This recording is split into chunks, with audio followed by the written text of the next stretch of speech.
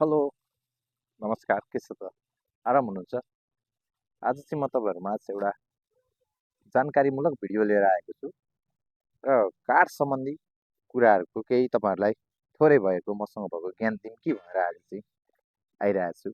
भिडियोलाई पुरै हेरेर हाम्रो फेसबुक पेजलाई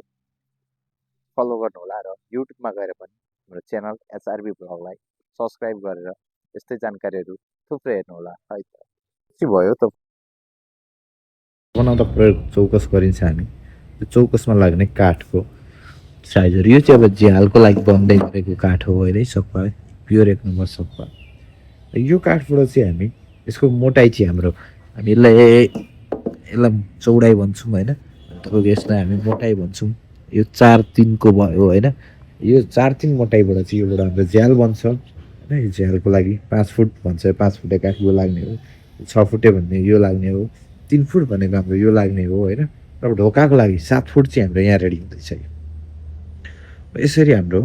काम हुन्छ र मैले अघि देखाएको अगाडि देखाएको त्यो काठबाट चाहिँ ढोका यसरी बन्छ है यो तपाईँको भित्ता साइड जाने साइड भयो होइन खाँच भन्छ कतिलाई थाहा हुँदैन यसलाई खाँच भन्छ डबल खाँच सिङ्गल खाँच भनिन्छ होइन प्राय रुमभित्र प्रयोग हुने मेन डोरभन्दा बाहिरका ढोकाहरूमा सिङ्गल खाँचै राम्रो हुन्छ र सिङ्गल खाँचै प्रयोग गरिन्छ होइन र यसरी तयार हुन्छ यो चाहिँ 7-3 साइजको ढोका हो तपाईँहरूको टोयलेट बाथरुमको लागि 6-2.5 भयो होइन अब त्यसपछि तपाईँहरूको यो भेन्टिलेसन भयो होइन भेन्टिलेसन चाहिँ अब यत्रो लाउनुहुन्न प्रायः कतिपयले चाहिँ अब ठुलै खोज्नुहुन्छ हेभी बनाउँदाखेरि अब अलिक सानै लाग्छ है र यहाँ रहेको छ हाम्रो पल्ला अब पल्ला पनि तपाईँको चेक पल्ला भन्छ यसलाई चाहिँ खापा छ है यो भनेको चेक पल्ला भयो यो झ्यालको पल्ला हो है हामी बनाएर एकदम सुकाएर स्पेसल काठबाट बनाएर प्रोडक्सन गरेर हामी राखिदिन्छौँ पसाङ्गिने पछि डर नहोस् यो तलको ढोका हो जति बनाउने अहिले बनाएर सुकाइदिने हो यसलाई होइन अब जति सुक्यो त्यति राम्रो हो यो तपाईँहरूले जाली पल्ला भयो है यो पनि हाम्रो पाउँछ यो चाहिँ तपाईँहरूले आफ्नो डिजाइन लिएर आउन सक्नुहुन्छ यसको चाहिँ हामी चाहिँ जस्तो डिजाइन आयो त्यस्तै बनाउँछौँ प्राय त्यहीबाट डिजाइन अनुसारले बन्छ यो पनि होइन यो अझै सिम्पल पल्ला भयो झ्यालको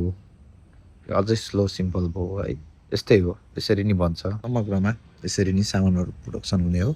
र एकदम सुकेको काठबाट हामी बनाउँछौँ होइन नेपालको साल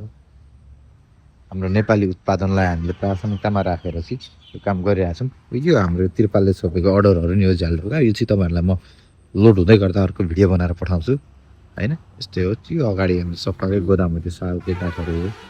यता अब हामीसँग चाहिँ तपाईँहरूलाई मुढाको कुरा गर्नु भने यसरी आउँछ मुढा होइन यो मुढाहरू चाहिँ सबै अब हामीले टेन्डर मार्फत सरकारी उसबाटै कम्पिटिसनबाट ल्याएर चिरेर प्रोडक्सन गर्ने भएकोले चाहिँ तपाईँहरूलाई सुक्खा एकदम सुकेको प्योर काठ चाहिन्छ भने चाहिँ हामीलाई सम्झिन सक्नुहुन्छ साथै घर बनाउँदै हुनुहुन्छ तपाईँहरूलाई हामीलाई एकचोटि सेवा गर्ने मौका दिनुहोस् है तपाईँको सेवा गर्न नै छ र हाम्रो फ्याक्ट्री यही हो भिजिट गर्न सक्नुहुनेछ है त गाइस ल सबैले